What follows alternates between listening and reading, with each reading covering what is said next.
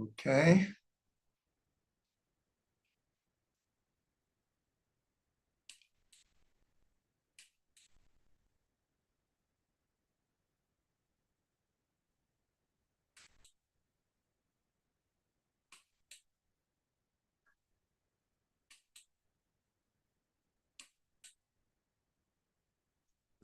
Okay, welcome everyone to Journeys Through the Books of the Prophets, Shmuel Aleph.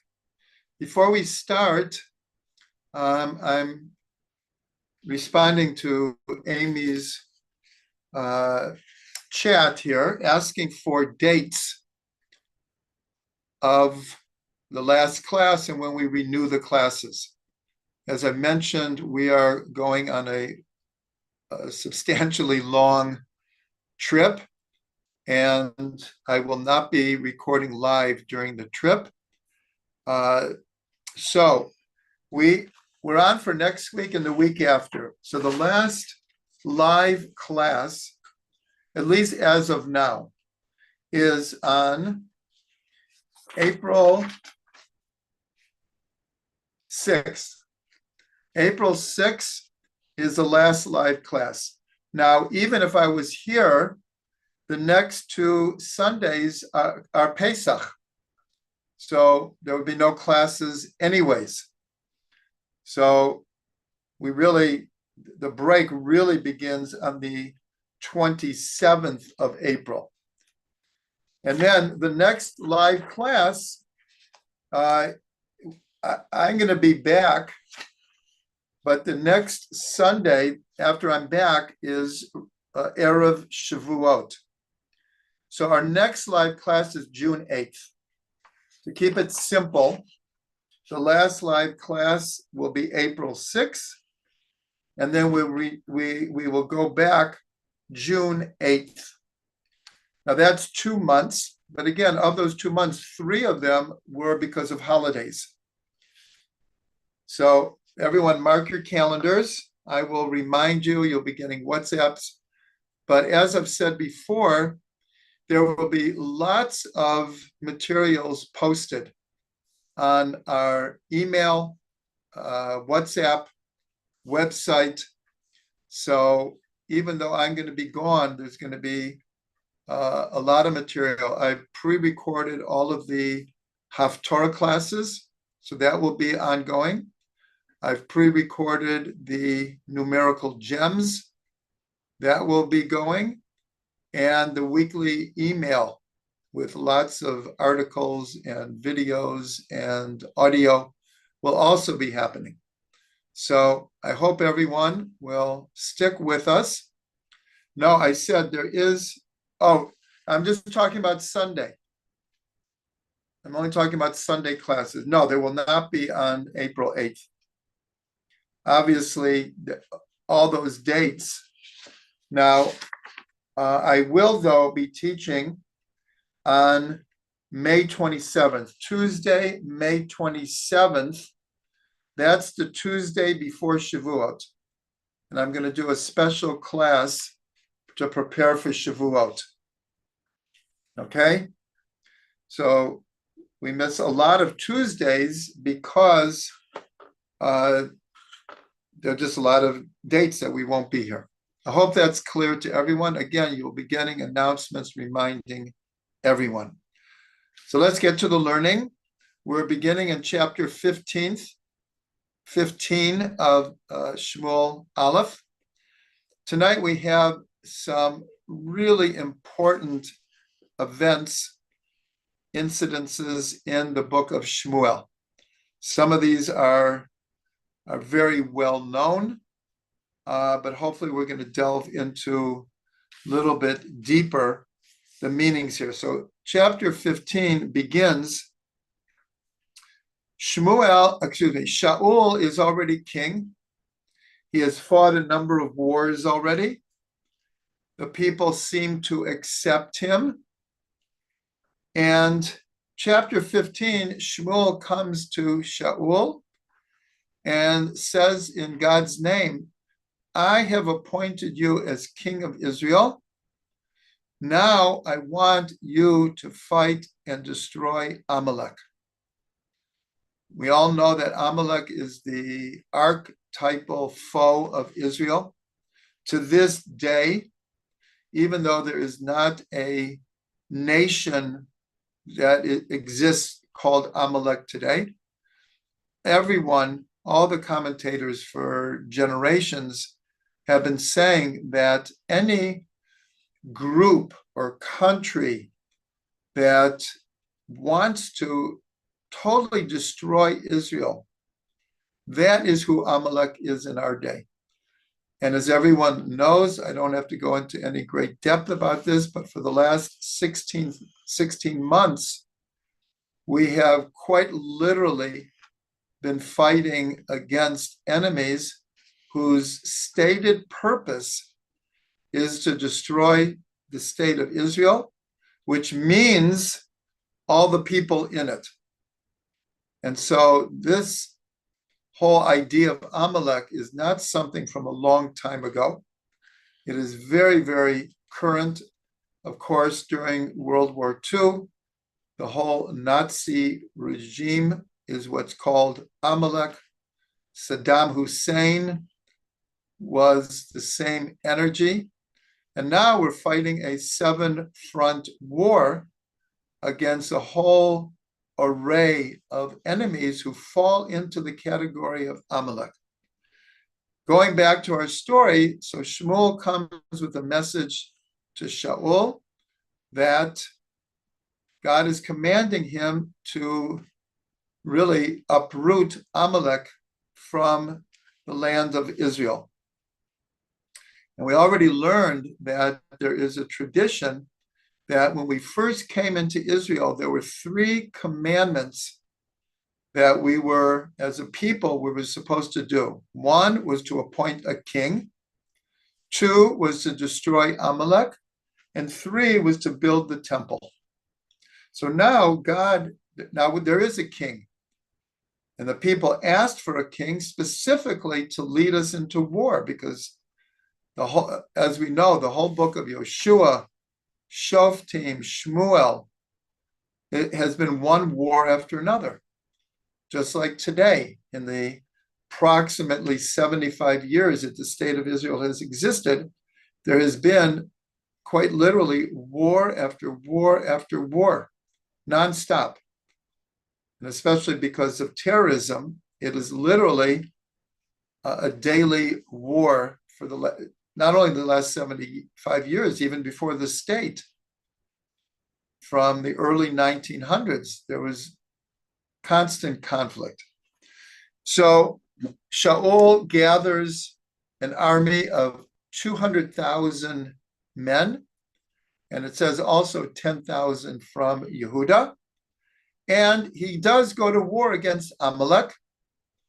First, it's interesting that he says to the descendants of Yitro, the descendants of Yitro were called the Cani, and they converted, they came into the land, and they lived close to where Amalek had their home base. And so Shaul goes to them and says, like, you need to get out of our way because we don't want to hurt you. And he gave them forewarning. It's very different, because here we're talking about a deep connection with the descendants of Yitro. But just like in the wars, actually, even this day in the papers, Israel is at war again and is providing safe haven for the civilians to get out of the way. So that's exactly what Shaul did. But here it was to the Cani.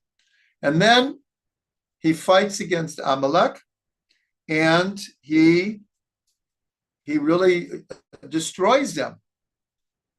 But here it says specifically that he left the king Agag alive, and the best of the sheep and the oxen and the livestock they didn't destroy. So here, as I said, we want to get a little bit deeper in here. There's a concept that the sages say that he, could be a she, he or she who is compassionate upon the cruel will end up being cruel to those that they should be compassionate to. And this is one of the most classic examples in the entire Torah, is because he kept the king alive. And it said because he had like Rahmanas on him. He had compassion. He's king. Agag is king, even though he's the enemy king. But he kept Agag alive. According to the Midrash, and we know it from the book of Esther, and we just learned this. Believe it or not, Purim is only 10 days ago.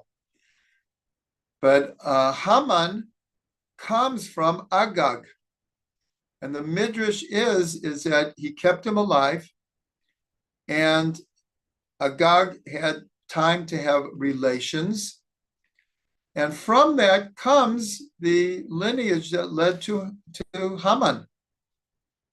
And so here's an example. He had compassion on those that he should not have compassion on. And it ended up that it almost destroyed the Jewish people, because Haman wanted to wipe out the Jewish people.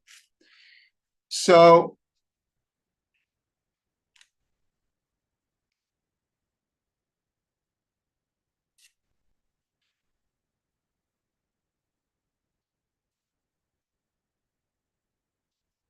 then Hashem comes to Shmuel.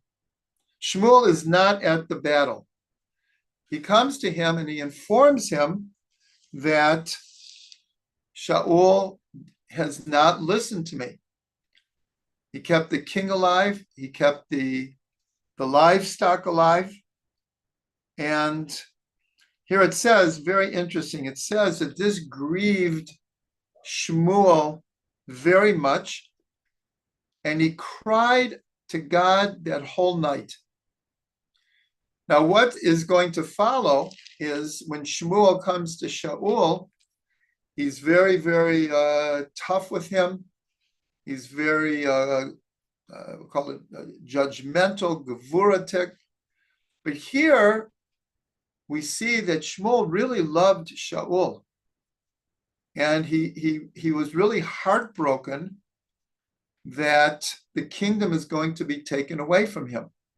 And God reveals to him that night that he is going to take the kingship away from Shaul. Now, for those who have been following, already last week, there was another incident where Shaul was supposed to wait for Shmuel to do a offering together with all the people. And Shmuel didn't show up when Shaul thought he should show up. And here, very interesting, we've been following this whole story of the book of Shmuel and finding comparisons between Shmuel and Moshe. And if you remember, the whole idea of Israel and the mixed multitude making the golden calf is because they thought Moshe was supposed to come back at a certain time. There was a misunderstanding. And after only 6 hours from the time that they expected Moshe to come back, they panic and they want to make a golden calf. Who's going to lead us now? Where is our leader? And so here, very, very similarly, again, we learned this last week, Shmuel doesn't come when Shaul expected him to. He panicked because the people were leaving, and he went ahead and did the offering without Shmuel. And when Shmuel came, again, with a message from God, God said, tell him he's lost the kingship. And we delved into it in depth last week that Shaul, and we're going to see it here again, he was humble to a fault, that many times he stood up to the people and he was very strong. Other times he didn't. He let the people lead him instead of him leading the people. So God comes to Shmuel, and here we see Shmuel in a certain way. When it says he cried out to him, means that he tried to change the decree. We have a concept from the sages that, of course, this isn't true all the time, but it says that a tzaddik decrees and God fulfills. Now, obviously, this is the exact opposite of what we would expect it to say, that God decrees and the righteous one, the tzaddik, fulfills. But which is, of course, true most of the time. But the sages wanted us to know that the tzaddik had the power to put forward a request and God will grant it. But here we see Shmuel was not successful. So the next day he comes to Shaul, and the way that Shaul approaches him is he sees Shmuel and he says, Baruch Hashem, I've fulfilled God's commandment. And Shmuel says, what is that bleating of sheep that I hear? What is the sound of the cows that I hear? And Shaul said, oh, that's the livestock that we kept alive in order to offer to God.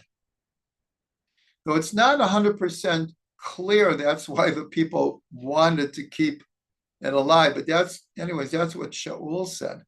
He didn't mention that he kept the king alive. And Shmuel, of course, rebukes him. And again, Shaul said, the people wanted to keep the livestock alive, and so I listened to them. So then Shmuel basically says that God made you king to lead, not to let others lead you.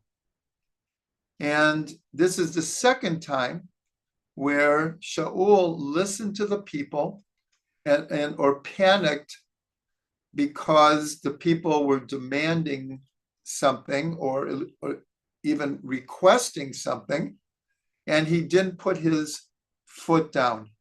And here is where Shmuel tells him clearly that God is taking away the kingship from you and giving it to someone who's closer to, as it were, God's heart. And then Shmuel says to Shaul, because supposedly he kept all this livestock in order to bring offerings to God. And so Shmuel, as we've said, he's the last of the judges, but he's also in a certain way, the first of the prophets. He was both a prophet and a judge. And he says to Shaul, what God wants more than offerings is for those to listen to him. And obviously he's telling Shaul, this is exactly what you didn't do. And here, Shaul, we're on the 24th verse. So he says, V'yomer Shaul el Shmuel chatati. Now, if there would have been a period there, it would have been very similar to when the prophet comes to King David after the whole incident with Bathsheba and basically tells him, you have done wrong. And David only says one word, chatati. He acknowledged it, he admitted it, and we know, especially from the Psalms, that, and also from the second book of Shmuel, that David did tshuva on this for the rest of his life. Here, Shaul also says, Chatati, I have sinned. But then he continues, and he says, I have transgressed the word of Hashem. And then he says, but I feared the people, literally, I feared the people, and I listened to their voice. And then he says, and now, please,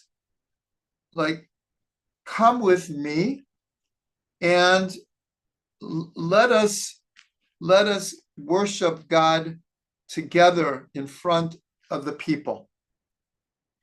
And so here we see that Shaul most likely did acknowledge his sin. But there was not only a but there's the sense that he not only is he losing his kingship, but he's embarrassed in front of the people that Shmuel is not going to back him like he did from the beginning. And so here he asks Shmuel a couple of times, please come with me and kind of let's just accept my tshuva. One second.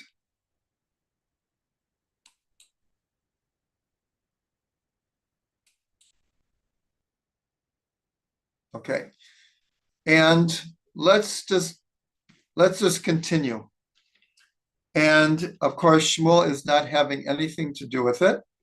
And then in a very, very significant verse, the 27th verse, it says,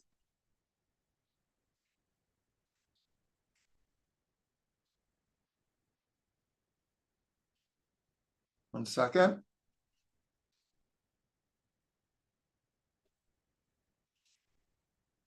So it says that Shmuel turned to leave, and it says, and he took hold of his robe, and it ripped.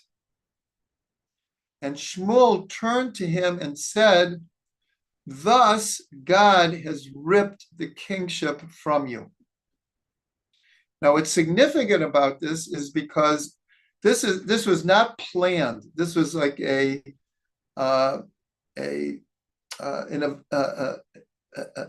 occurrence that just happened to happen as he was turning away. It wasn't that he purposely grabbed Shaul's cloak and ripped it. And here there's actually a disagreement. Who reached out to whose cloak and whose cloak ripped? Because it's not clear from the verse. It just says Shmuel turned to leave, and he grabbed a hold of his cloak, and it ripped. So some commentators say it's Shmuel who reached out for Shaul, but many think it's actually Shaul, trying to stop him, like grabbing his shoulder, and yet when he grabbed his robe, it ripped. Either way, and you could learn it either way, but Shmuel sees in this a sign, as a confirmation. And he turns to Shaul and he says, just like this just happened, that this robe ripped, whether it was his robe or Shaul's, so God has ripped the kingship from you. Now, what's interesting about this is when you look in certain of the prophets, the books of the prophets, we see many times that God commands the prophet to do some symbolic act.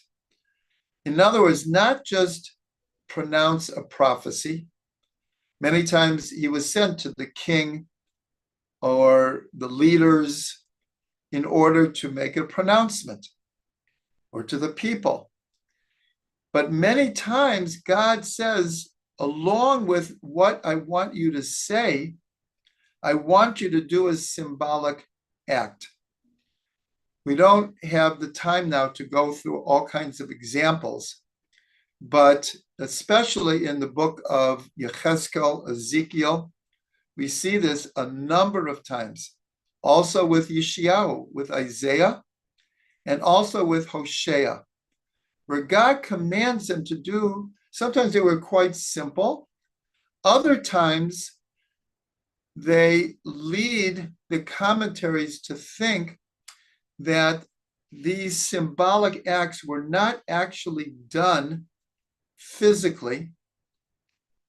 They were all a part of the vision that the prophet was having, and it was as if they were doing these symbolic acts. Some of them, though, it's clear that they actually did them. Others, like for example, Isaiah was commanded to go naked for actually quite a long period of time. Now, we don't understand that he actually walked around naked. Nonetheless, in a spiritual sense, he was commanded to go naked. And he might have had this vision of what that meant in the material plane. But there were many, many other examples. The one that is in here, we see that Shmuel, now God didn't tell him to rip this robe, because again, it could have been that it was Shaul who was trying to stop Shmuel from leaving. Or it could have been Shmuel, as he was turning away, maybe he was at that point holding his shoulder, and either on purpose or accidentally, he ripped Shaul's. Like I say, from the verse itself, it's not 100% clear. We could learn it in a number of different ways. But when God first comes to Yirmiyahu, to Jeremiah, and tells him, he was relatively young, and he tells him, I have established you as a prophet from the womb. In other words, I've chosen you from before I'm speaking to you now. And Yirmiyahu was very young, and he, like many of the prophets or leaders of Israel, he didn't like jump into it. He was very reluctant, and he said, I'm just a kid. like how can I be your spokesperson? And God says, don't worry, I'll be with you. And Yirmiyahu it's like the burning bush. He's very, very reticent. And so God says to him, Yirmiyahu, what do you see? And this was actually a Haftorah. We went over this from many, many, many weeks ago. Yirmiyahu looked and he saw a almond tree. He just said, what do you see? He looked up, and he was standing next to an almond tree. And he said, I see an almond tree. Now, the word in Hebrew for almond is shkediyah, which comes from the root meaning to quicken. And the almond tree is called shkediyah because it's the first tree in Israel that blooms. We spoke about this. And so it's quickened to blossom in the spring. It's still basically winter, but it's already blooming. And God says to him, very good, Yirmiyahu, because the prophecy I'm giving you, I'm quickening it to occur. And he said, what else do you see? He looked, and he saw he had a pot there with its spout towards the north.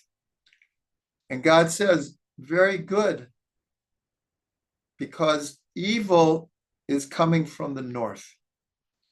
And so here, God is teaching Yirmiyahu the secret of signs and symbolism. We know that the words of the prophets are highly symbolic. Metaphors, allegories, symbolism. So here we see this act by Shmuel. Again, we don't know if it was on purpose and whose robe ripped, but Shmuel immediately understands the significance of this sign. It's like, this is the sign that God has ripped the kingship from you. And then Shaul practically begs again, please come and let us bow to God together. And Shmuel turns away. Now here again, we could imagine the conflict, because as we learned the night before, Shmuel is up all night crying to God, trying to change the decree. Here he's very, very gevuradik with Shaul, because that's his role. That's what God told him to do. But on the inside, he really loved Shaul, and he didn't really want the kingship taken from him.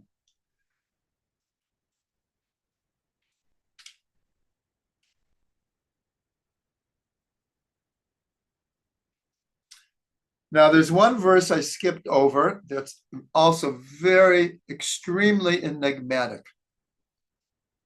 Very enigmatic, and that is the 29th verse, where it says, V'gam netzach Yisrael lo yishaker v'lo yinachem, ki lo adam hu lehinachem.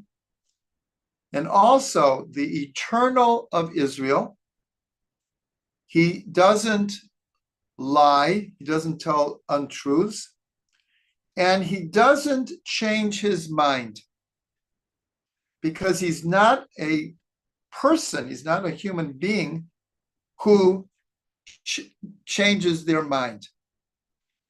Now here, to be really honest, we could spend an enormous amount of time discussing the ramifications of what's happening in this verse. Because here it says that God, now the other word for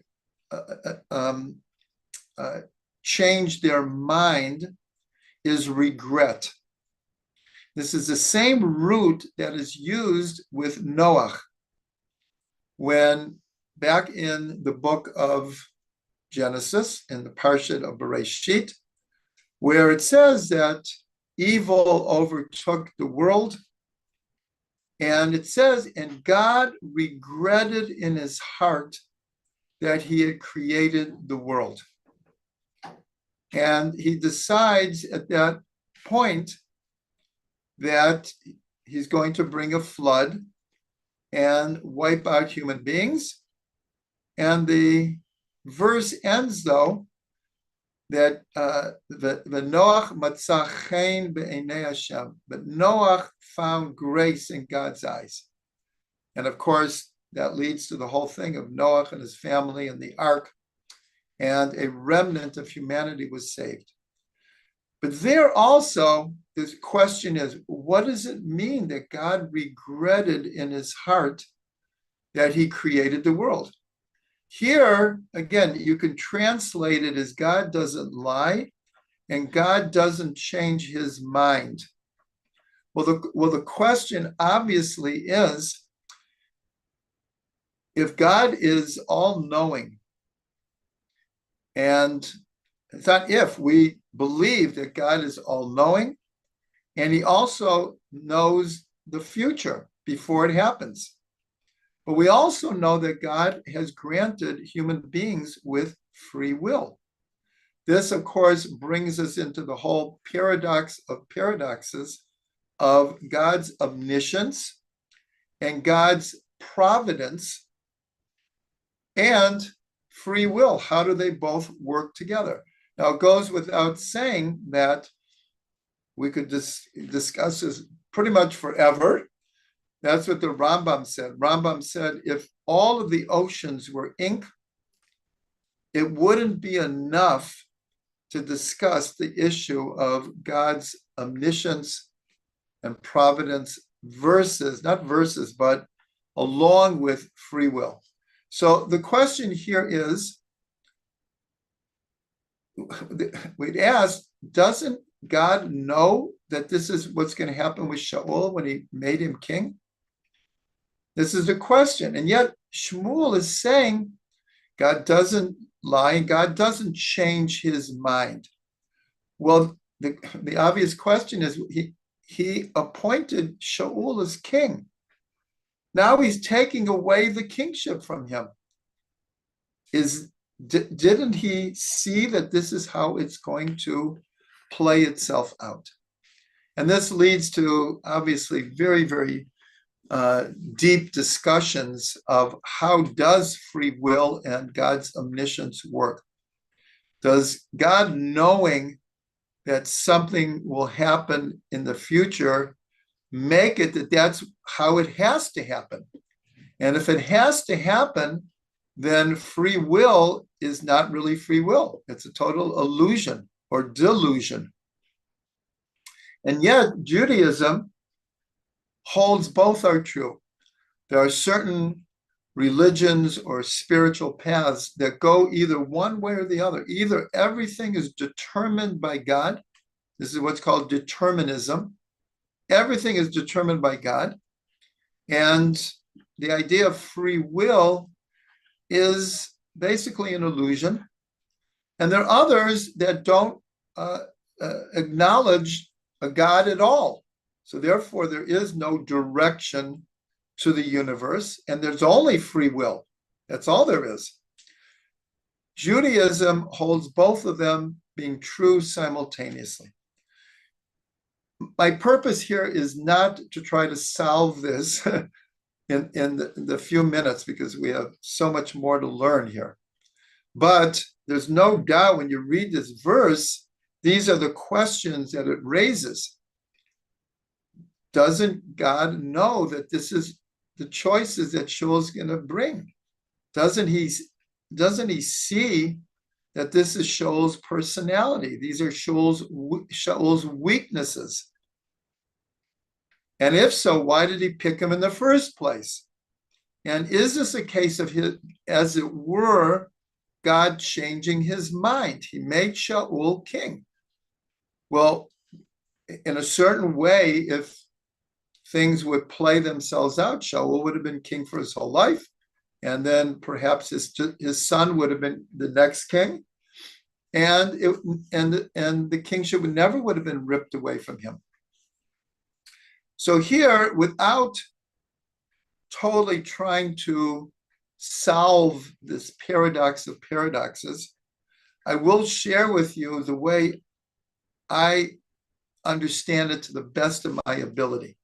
And this is based on a verse that we say in Psukei de Zimra, in the Psalms every morning, where it says, Rabot machshavot belev ish, ve'atzat Hashem hi takum.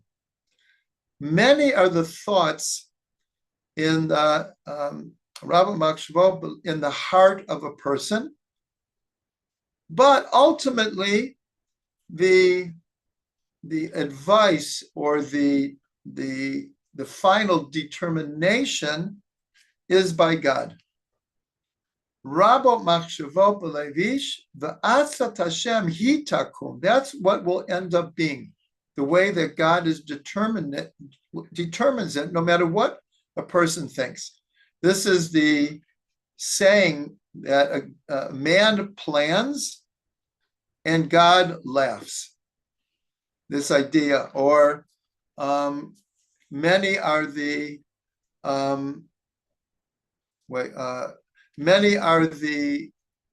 thoughts of mice and men. Many are the strategies of mice and men, coming from the famous novel. So there's a different way, though, to understand many are the thoughts in the heart of man, but God's advice, or the way that God is going to determine it, that is what will happen. And we can understand it when we say that God is omniscient. And this is very, very close to many, many ideas in quantum physics today. It's actually one of the cutting edges of quantum physics today. This idea of what's called multiple universes or multiple possibilities. That's the whole basis of quantum physics. That, for example, an electron is not an entity that has a particular occupies a certain space, but the electron is a wave function, and it can be here, there, or anywhere until it's observed. In other words, an electron could be just anywhere until it's, as it were, pinned down by observation. So here's a way we can understand, and it applies to this story also, that because part of God's plan for the universe is that human beings have free will. In other words, it's part of the program. It's not a minor part of the program. It's actually a major part of the hard drive, is that human beings have free will. And we also have a principle that in general, God does not intervene and lets nature take its course. Now we know that God does intervene and there are miracles, and God does lead us and direct us and has an influence in our lives. Of course, we accept that. But basically, a person has to live their life as if, not as if, according to having free will. So when it says, Rabot machshavot belevish, many are the thoughts in the heart of a person, means that Shaul, as king, could decide one of 100 different strategies when he fought Amalek. He could have killed the king. He could have left the king alive. He could have left other people of Amalek alive. He could have failed in winning the war. In other words, the possibilities are practically infinite. God knows, when we say God is omniscient, God knows all the possibilities of every circumstance, every atom, every tree, every human being, every star. God knows every combination that could possibly happen. But until a person chooses, then it's not, it's like the electron. It could be here, there, or anywhere. Once a person chooses, then that is definitely one of the possibilities. And then measure for measure takes over.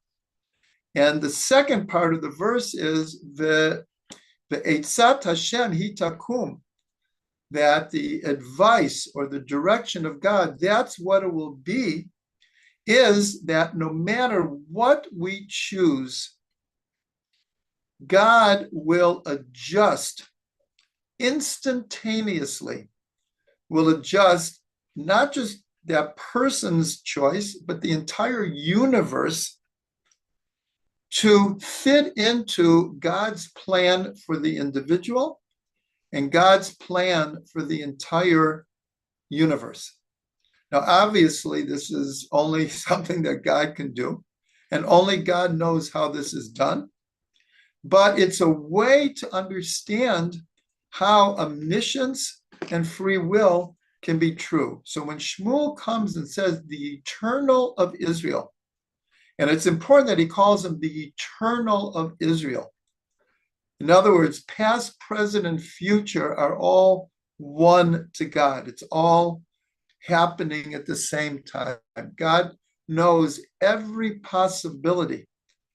And when we act, God will craft our choice into the bigger picture that only God knows. We don't know the bigger picture. We can only do our best in our limited ability to have free will. As I said, this, of course, is a very, very complicated issue. And I'm only trying to explain that when you read this verse, you could just skip over it quickly, but the ramifications of saying, "V'gam netzach Yisrael lo yishaker v'lo yinachem, ki lo adam hu lihinachem." We have a verse in the prophets as Ani Hashem lo shaniti. I am God, I have not changed. And this gets into prayer. Here we're talking about Shmuel is praying to God the whole night. Maybe the decree can be changed. So what does that imply? That every time we pray with a request, God wants to do it one way and then say, "Oh, okay, I'll do it a different way." God says, Ani Hashem lo shaniti. But who changes? We change. So when we do tshuva, and I don't think we'll get to it tonight, but we're going to see very shortly with Davi, when a person does tshuva, they, according to the Rambam, he says literally they become a different person. They're not the same person who sinned. They're a different person. So it's not that God is changing his mind. We change. And according to what I just said, many are the thoughts in the heart of a human being. And God's ultimate decision is what will happen. But God's decision in most cases is based on our actions, a measure for measure. The Baal Shem Tov said, we say, Hashem tzilcha al yad yeminecha. Hashem is your shadow on your right hand. We say that this is one of the Shir Hamalot, I believe the 121st Psalm. Esa einai el harim. I lift up my eyes to the heavens. And it says, and God's shadow is on your right hand, meaning the simple understanding is God is protecting you. Just like a shadow, as it were, you would imagine that God is, as it were, here, and his shadow is protecting you. The Baal Shem Tov went deeper, and he said, just like a shadow mimics the person who is casting the shadow. In other words, if we lift our hand, the shadow lifts its hand. If I turn my head, the shadow turns its head. So the Baal Shem Tov said, what does it mean? God is your shadow on your right hand, meaning according to your actions, God gives back to you exactly measure for measure. Hashem silcha al yad yeminecha. God is your shadow. The way you act is the way God will act back to you. Those are the rules of the spiritual universe. In the physical universe, we say every action creates an equal and opposite reaction. That's the law in the physical world. In the spiritual world, it's what's called midah k'neged midah.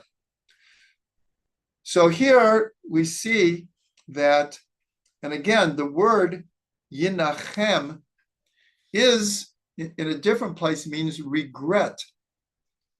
And so it's very hard to understand. God, when he created the world, he didn't see what was going to happen with human beings at the time of Noah. Here, when he appoints Shaul, he didn't see what would happen. But here we're saying that's not the right way to learn this. It's not that when it says God regrets, it's a little bit like saying, just like Shmuel felt very bad what happened to Shaul. Shmuel felt bad about Shaul. In a certain way, so did God. And as we're going to see now, the rest of the story of Shaul is absolutely tragic. What he goes through. And last week we discussed why didn't God just make David the first king? Why did it have to be first Shaul and then David? Why did it have to end this way? And we answered very, very much a measure for a measure, because the way that the people asked for the king, their motivations, what they expected, their anticipation of a king was greatly lacking. And that created the energy that the first king of Israel basically fails. And we're just starting with the failures. After this, it goes downhill quickly. But here we also see a measure for measure. So it's not like God didn't see this, but since God allows as much as possible, and of course, we don't know how God computes any of this. This is only God's, what's called cheshbon, that only God knows. But in some deep way, the first king fails because, if you remember last week, Shmuel comes to the people and rebukes them for how they asked for a king and their motivations for a king. And you're replacing the King of Kings with an earthly king, but you did it in the wrong way. And so somehow it's profoundly connected to Shaul's failure here. So just to finish this chapter, I said in the beginning, I had hoped to get more than one chapter tonight, but as I said, the story has so much to it, and it's so relevant. It is so relevant. So what happens at the end? So Shmuel says, bring me Agag. Bring me the king. And so when the king comes, for some reason, he feels, okay, it looks like I'm out of the woods here. Even the prophet, the judge, is calling for me. And so when he comes, Shmuel says, just like the sword of Amalek has made women childless, has created orphans and widows, so too shall your mother be childless. And here it says very clearly that Shmuel took a sword and he quite literally cut Agag into pieces. And that's how the story ends. And then it says that Shmuel went back to Ramah, and Shaul went to Giva. It was called the Giva of Shaul. Now, what's interesting is one of the neighborhoods in Jerusalem is called Givat. It's Givat Shaul, named after this. It wasn't the same place, but it's named after Givat Shaul. And we know that Shmuel lived in Ramah, and he's buried there because later it says that when Shmuel died, he was buried in his home place, and we know where it is. We have an unbroken tradition that his burial place is the real burial place of Shmuel. And the chapter ends that Shmuel never saw Shaul again. This is part of the tragedy. What we're going to see in the next chapters is the story gets played out very quickly. Shaul doesn't rule for many years. Some say only 2 years.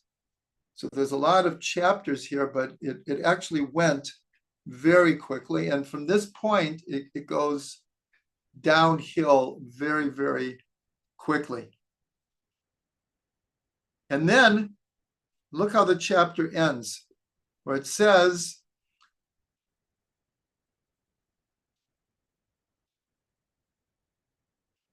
he never saw him to the day of his death. Nevertheless, Shmuel mourned for Shaul, and God repented that he had made Shaul king of Israel. Now, again, this is the same question. What does it mean? God repented that he had made Shaul king? It's the same word, nacham. Nacham could be regretted. Here, it's repented, and it could mean just he doesn't change his mind.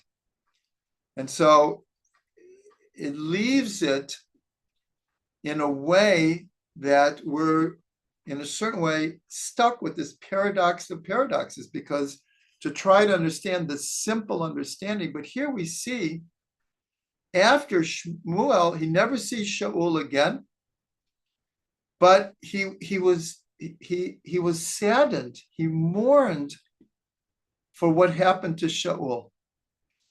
And this shows a very deep side of Shmuel, that his heart was really broken that Shaul ended up this way, because he really loved him.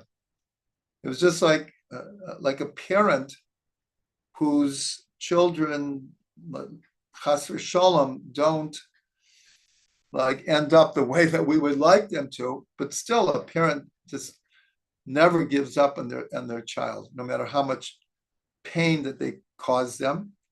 A parent is ultimately a parent. But here it ends that in a certain way, God also regretted, repented, having made Shaul king. So I can just leave us with kind of like a big question mark in philosophically what that means on the deepest level. I try to cover some of the possibilities, but of course there are many, many more ways that we can understand this. So that finishes chapter 15. And we have 2 more classes before I leave. And so just to whet your appetite, in the next chapter is now God sends Shmuel to find the new king, even though Shaul continues on the surface to be the king. And this is where David comes into the story. That's the next chapter. And then the story gets psychologically and emotionally extremely complicated. The relationships between Shaul and David. David ends up marrying the daughter of Shaul, and his best friend is the son of Shaul. And what gets played out in the rest of this book is just classic relationships between people, love-hate relationships, the complications between parents and children, between husbands and wives, between in-laws and sons and daughters-in-law, gets played out here in such a profound way. It's very, very similar to the story of the Garden of Eden, where on the surface, it's a man and a woman and a snake, and they eat from the tree and they're expelled from the garden. But that story it's archetypal. And it's talking about the deepest issues of human desire and human conflict and the pitfalls of free choice and all kinds of things, sexuality. All of these archetypal topics are played out in the story of the Garden of Eden.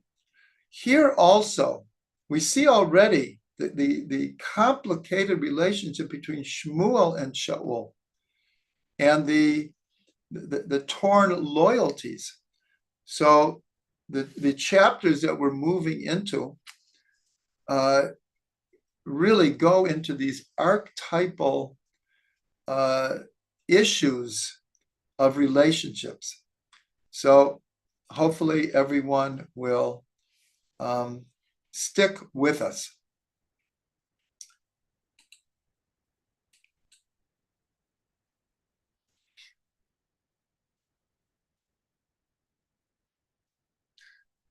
Truthfully, I had no idea we would only get through one chapter tonight. But I'm glad that we're doing it. If we're doing it already, I'll tell you why. Anyone can open up to a Bible and read this in English. You don't need me. You don't need the commentaries. Everyone can read it in English. But here we have the opportunity to really delve into what's between the lines here. What's the human story here, more than just, like I said, reading the Bible, the stories of the Bible. Okay. L'chaim, everyone, l'chaim.